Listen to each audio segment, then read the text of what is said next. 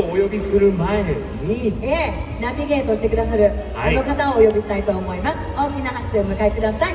杉山すっぴ豊さんです。どうぞ。皆さんおはようございます。すっぴさん。どうも。いやーね、朝からね、こんなに入っていただいて感激です。アメリカ系ライター杉山豊です。よろしくお願いします。お願いします。今日も決まってますね、すっぴさん。もう今日のね、この格好は、皆さんね、どなたが来るか大体お分かりになると思うんですけど、あとね、スター・ウォーズといえば赤と黒の世界ですからね。そうなんですね。はい。バッチリだと思います。青のサイドよりも赤と黒のサイドですね。やっぱり僕もそっち寄りで、はい、自分の性格的に、はい。はい、ということで、そろそろですね、お呼びしようかなと思っていますけど、皆さん準備できてる？なんか皆さんのこうフォースを感じる、きますよね。感じますよね。皆さんからみなぎってくるこのフォースが伝わるってことですよね。はい。皆さんのフォース、念をですね、こちらのステージに送っていただければと思います。どうもありがとう。はい。あまりお待たせするのもなんなんで、じゃあもう行きますか？行っちゃいますよ。Are you ready? Are you ready? はい。ということで、早速セレブの方々をお呼びしましょう。はい、それでは行きます。Welcome, Mr. Hayden Christensen and Mr. Daniel Logan.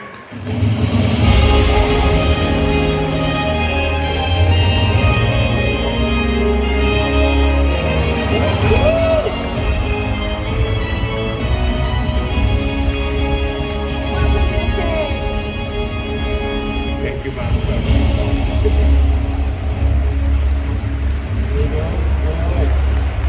いらっしゃいましたよ。おはようございます。東京コミコン。こんにちは。Good to see you all. 会えて嬉しいよ。すごい。すごいですね。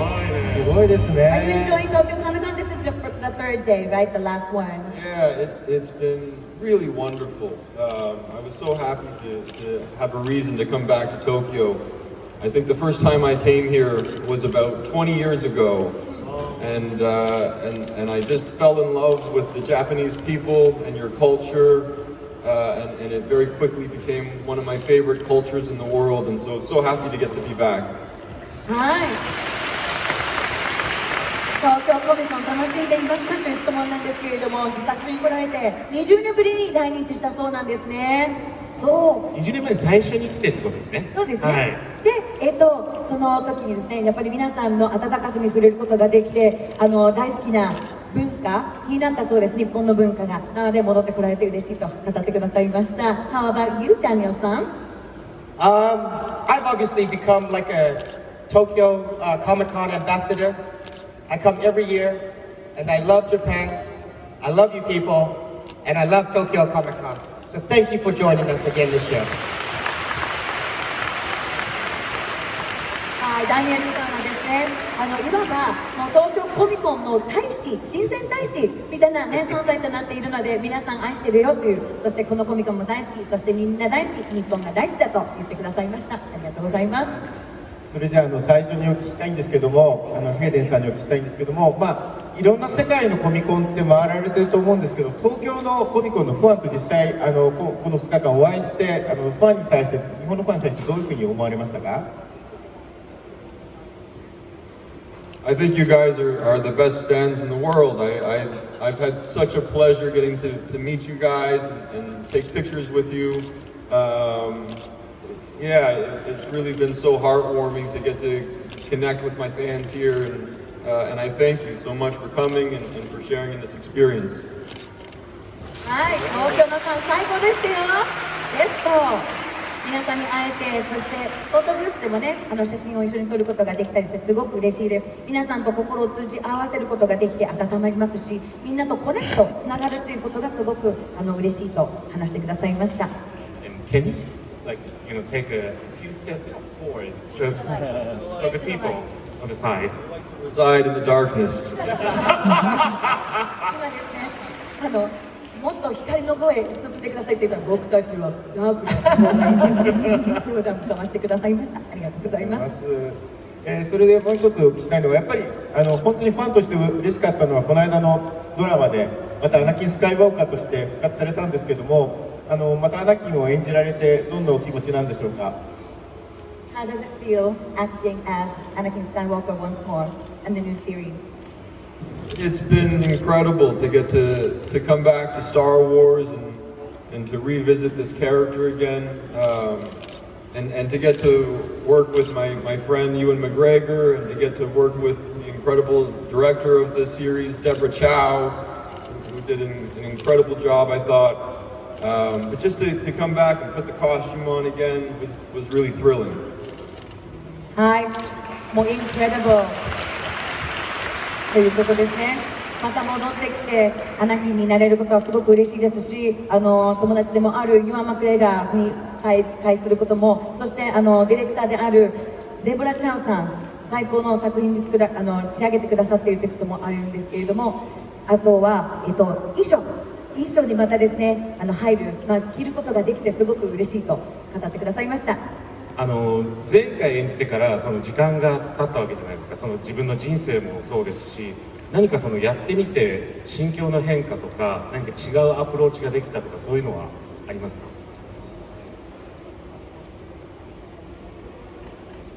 Has there been any changes? That was 20 years when you were first portraying Anakin Skywalker, but now as you're much more older compared to that because it's 20 years. Has there any been changes in yourself as well?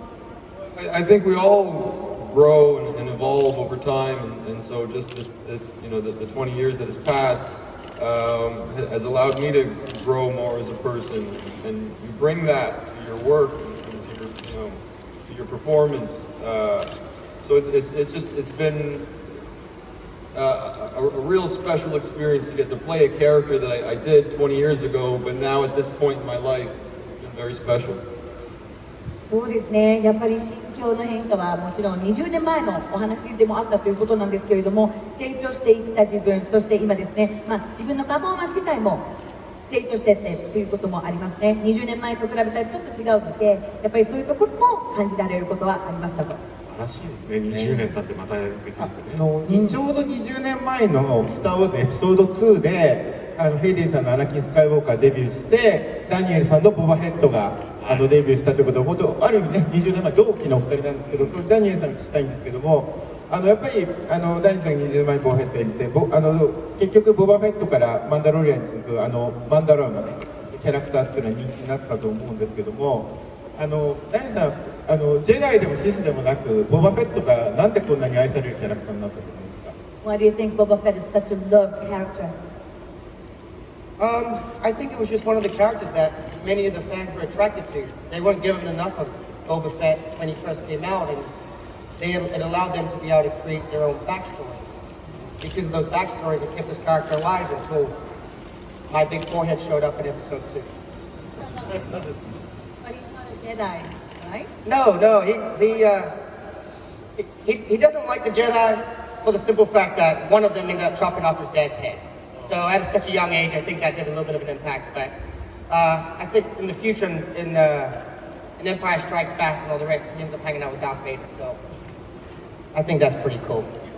He likes the Darths and the Siths more than he likes the Jedi.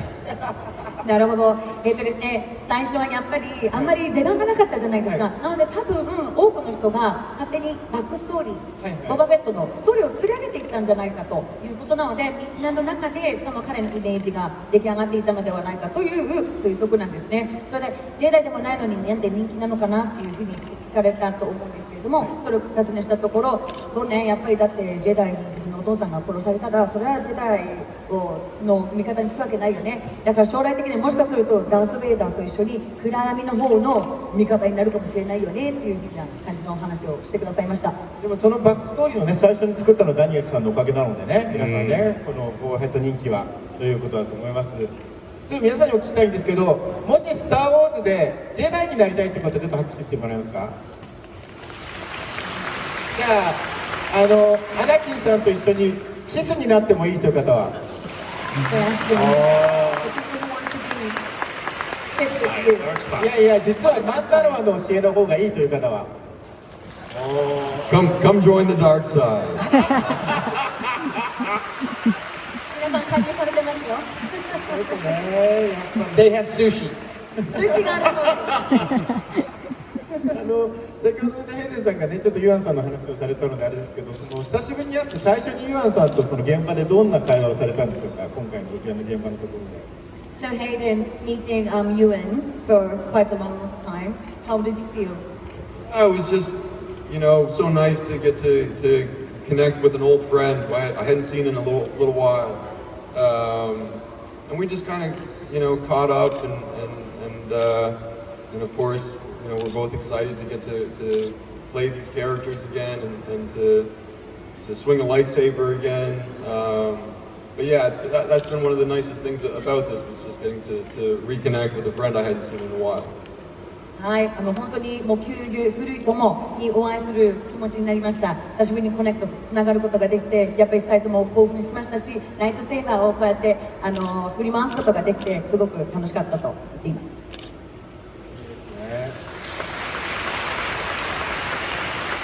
それでヘイデンさんを紹介するときに、僕はやっぱりダース・ベイダー役ではなくてアナキン・スカイウォーカー役だと思うんですね。でヘイデンさん自身がアナキン・スカイウォーカーとダース・ベイダーの違いとかっていうのをヘイデンさんはどういうふうにお考えでしょうか。 He wants to know what do you think are the difference of Anakin Skywalker and the Darth Vader? Well, I think the most sort of obvious difference is the physicality of the character and just the appearance of the character, the way he looks and the way he sounds. But it's really about a mindset too. He's actually knighted Darth Vader before he makes that physical transformation into the Darth Vader suit. Prior to Order 66, and he really just has this sort of radical shift in his ideology and the way that he sees the world, or I guess sees the galaxy, and so it's really all in his head. はい、やっぱりですね、もう見た目から違いますよね。体格、音、そして基本的な考え方も違うんじゃないかということなんですね。やっぱりそのダークサイドにシフトしていく、その何でしょう、元々の頭の中に作られている、そして世界の見方が違うんじゃないかというふうにおっしゃってくださっています。And also, I was really impressed with the gradation of Anakin becomes Darth Vader, and then it was really delicate to do it. So, and also I enjoy watching the change of your clothing.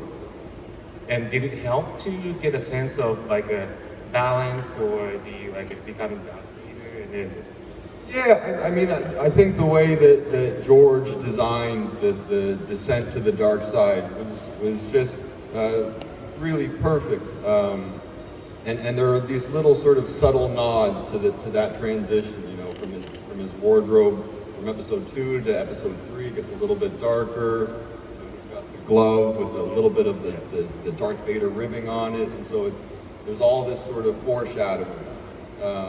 yeah, the shadows on your face like noir movies. Yeah.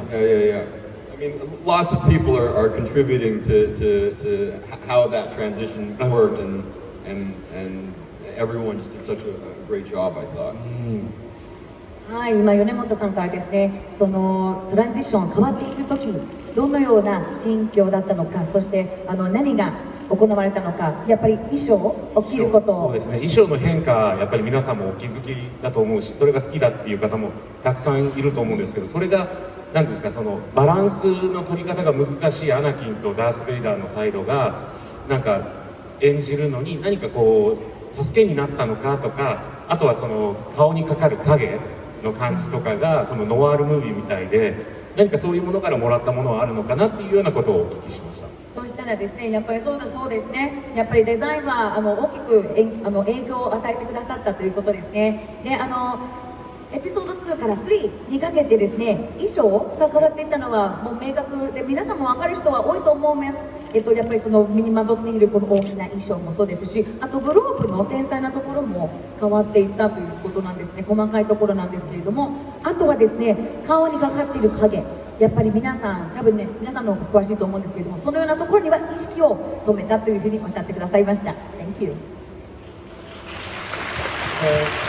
次はファンからの質問でダニエルさんにお聞きしたいんですけども、ファンからの質問で20年前にそのエピソード2出た時にいきなり君は目の前でお父さんの首が切り落とされる役なんだっていうふうに説明を受けたと思うんですけど、その時どんなふうに思ったでしょうかという質問があって。Daniel-san, this is from your fan. This fan wants to know when the first time they told you, hey, you got a role in Star Wars, but your father's head is gonna be chopped off. What did you think? How was your feeling about that? Great!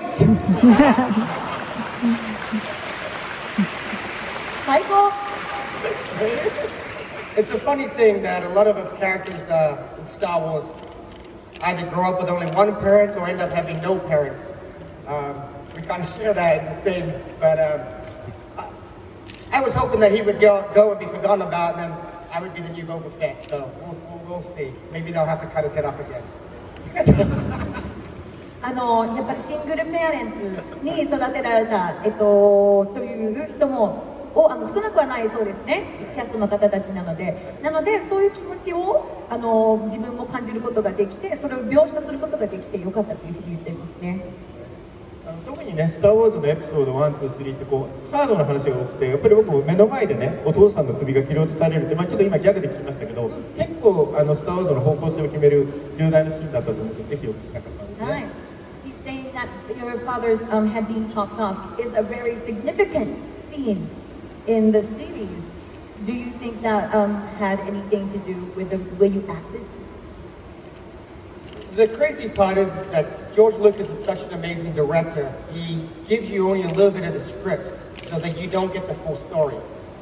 I had no clue that my father got his head chopped off until I went to the premiere and I watched it alongside everybody else. Then it made sense. That's why I picked that helmet up and put it to my head. But I didn't have a clue until I watched it. So it was a secret and surprise for me also.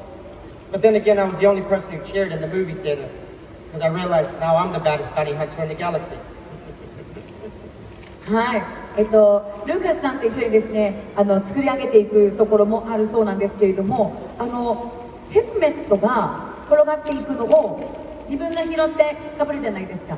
だからそれはやっぱりなんていうんですか、象徴的なものではあるというふうにご本人は思っているんですけれども、それを自分が映画館でそれを見ることができた時にやったーっていうふうに自分で声を上げたというふうにおっしゃっていますね。Was the helmet heavy for you at the time? No, it wasn't heavy, but I've been asked a lot of times, was the head still in the helmet? But George Lucas is so incredible that if you go and watch the movie again, I highly suggest you all go back and watch Attack of the Clones. You'll see that the head actually separates from the helmet, and you'll see the shadow move from the helmet. So that's how much detail he puts into his work. はい、ヘルメット重かったんですかという質問にですね、そんなことはなかったんだけど、よく聞かれる質問は、そのヘルメットの中にまだ頭は入っていたのですかと聞かれるそうなんですけれども、よくですね、そのところのシーンを見に行って戻ってみると、ちゃんと頭が抜けているのが見られるかと思いますので、よかったらもう一回見てください。影が動いてるみたいです。皆さんもぜひまた改めて見てください。今ジョージ・ルーカスさんの名前が出たので、今度ヘイデンさんにお聞きしたいんですけども、初めてアナキン・スカイウォーカーが亡くなった時にジョージ・ルーカスからなんか最初にかけられた言葉とかなんか覚えてらっしゃいますか？ Hayden, so the first time that you got casted, did George Lucas say anything to you? If you remember it, please share it with us. What did he say to you? Yes. You got the job, kid. 決まったぞあなたにって言ってくださったそうですね。Really? Did that stick to you for a long time? I mean, that was just sort of the first words of many, and then it was just getting into the work and how we were going to do this and all that was required from me, the physical training. But yeah, that was the start. How did you feel at that time? I was just over the moon. I mean, it was the role of a lifetime, and even when I was auditioning for it, I never really felt like it was a possibility that the role might come my way. And so when it did, I was shocked and disbelief and just so happy, and it was one of the best phone calls I've ever received in my life. Oh my god. So it was a phone call. Originally, it was a phone call. Wow. Yeah. はい。ということで、あなたに決まったぞって言ってもらったそうなんですけれども、それが一番最初の一言で、そのまんまいろんな打ち合わせがかなって、脚本とかそういう話になっていったそうなんですね。で、その時の心境どうだったのって言ったら、もうやっぱ信じられなかったよ。まさかこんなに長くこの役を演じることができるなんて自分も思ってなかったし、よっしゃっていう気持ちだったんだけれども、やっぱりその気持ち、まさか信じられないことだったからすごく驚いたというふうに言ってくださいました。And was there any specific advice or direction from George Lucas to help you get a sense of the images? Because you are acting toward the green screen, right? Yeah, that's right. It was, 90% of it was done in front of a green screen or a blue screen, and that demands a lot of your imagination. But they would show you, sort of storyboards and these like digital animatics that they would create so you could see what the environment was going to look like. But it's so limited, right? Yeah, and these things change too, like we were talking about. So Yeah, we were you have talking one about. concept in your head, and then when they get to post-production, maybe they alter it a little bit. But that was also the joy of getting to see these films, is you have this very fresh experience of sort of awe and wonder at these incredible environments that were created that you didn't see when you were filming. はい、やっぱりグリーンスクリーンの前で演技をするのはですね、イマジネーションを働かさなきゃいけないです。だけれどもその前に絵コンテだったりとかデジタルでですね、いろんなのを見せてくれるので、自分がどんな環境に置かれているのか想像はできるんだけれども、でもやっぱり生ものですからね、演技というのはなので変わっていくものもあるということですね。だけどそれもそれなりに新鮮ですごくやりがいがあるそうです。ダース・ベイダーっていうのは本当に映画史に残るやっぱりクールな悪役だと思うんですけども、やっぱりそのマスクの下にねヘイデンさんのアナキンがいて、そのドラマがあることでやっぱりそれですごくこれだけより長く愛されるキャラクターになったと思うんですよね。どうでしょうか、それは。はい。So a lot of people will say beneath Darth Vader there's Anakin Skywalker, so that's why he's loved by a lot of people. What do you think about that? I would say that's very true. それは真実だ。The man behind the mask is Anakin Skywalker, and Anakin has changed significantly. Excuse me. But there always has to be a little bit of Anakin in there for him to find redemption at the end, through the love of his son, no less. So there's always a little bit of Anakin in there. That's something that I was very sort of cognizant of when we were doing the Obi-Wan show. はい。新しいシリーズのオービー、ワンケノービーの時にですね、自分の頭の中にもですね、そのマスクの裏にいるダース・ベイダーのマスクの裏にいるアナキンをちょっと意識するようにしたんですね。やっぱりなんていうんですか、どこかにそのアナキンの心がまだ残っていて、そして息子の感情によってやっぱりそれが引き出されるんじゃないかというのが感じられたそうなので、それをなるべく表現するようにしてくださったそうです。And then Obi-Wan, Ewan was your mentor first, and then becoming like a brother or like a friend. And then as the story goes on, like the relationship changes in the story. And then what about Offset? Your like a relation with Ewan? Like, is there any change like you had with? No, he's always been like a brother to me, and Even when you are down to the dark side? yeah, I mean, when we're filming, when we're working, we're very committed to the roles that we're playing.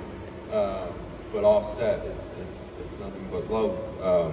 But the relationship between Anakin and Obi-Wan, and then Darth Vader and Obi-Wan is so complex, and there's such a rich history there that's developed over the course of these films, and I think that's something that sort of resonates with all fans, is how that relationship grows and changes and becomes what it is at the end of the series.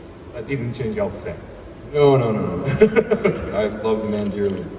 はい、最初にやっぱりそのね教えてくれる弟子の存在だったじゃないですか。で途中からねダークサイドに行ってもう敵になっちゃうじゃないですか。そのイワン・マクレガンとの関係が、それについてプライベートでもそうなのっていうふうにお聞きしたところ、いやいやいやそれはないよ、プライベートではオフセットではすごく仲良くしているということですね。兄弟みたいな存在とのことですね。だけどこのやっぱりいろんなそのアナキン、そしてオービー、そしてそのダース・ベイダーだったりいろんな複雑な関係ではありますよね。だけどその行為、歴史、その今まで培ってきた関係がファンを魅了にしているんじゃないかというふうに話してくださいました。ありがとうございます。それではですね、皆さん本当に楽しい時間はそろそろ終わりに近づいてきたんですけども、ここで本当にリクエストしたいと思います。多分皆さんが一番聞きたい言葉なんですけども、ヘイデンさん、ダニエルさんに、ここにいる全員に、そして東京コミコン、それからこれを見てる日本のファンに対してMay the force be with you と言っていただけないでしょうか。や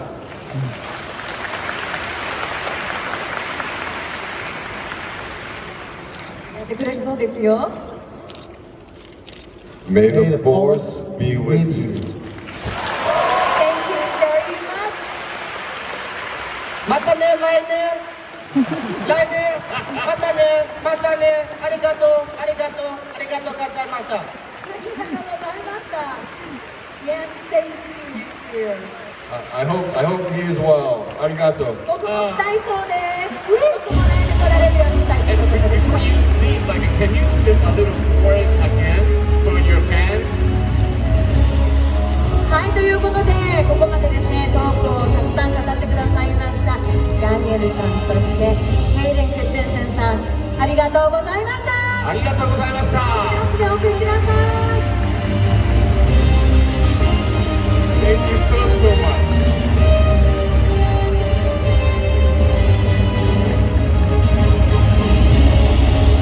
Thank you very much. いやー、すごい貴重な話でしたね。どうぞご覧ください。はい。ダークサイドに帰っていきますね。Thank you very much. Hayden Christensen and Daniel Logan. 見てください、あそこにナイトセレバーでお別れする子たちがたくさんいましたね。いやでも本当に僕もシスになりたいとか、マンダラにもうジェダイいいやと思っちゃうぐらいすごい、ね、皆さんも良かったですよね、言葉がね聞けて、本当に、皆さんに多分フォースが来たんじゃないかなと思いますね。私たちにもフォースがありますようにということで、本日はですね最終日となりますので、皆さん思う存分楽しんでください。そしてね、クロージングも誰が出るか分かりませんからね、よかったらぜひともご参加いただければと思っております。まだまだこのステージはこれからも盛り上がっていきますので、最後まで楽しんでいってください。はい。はい、ナビゲーターしてくださいました杉山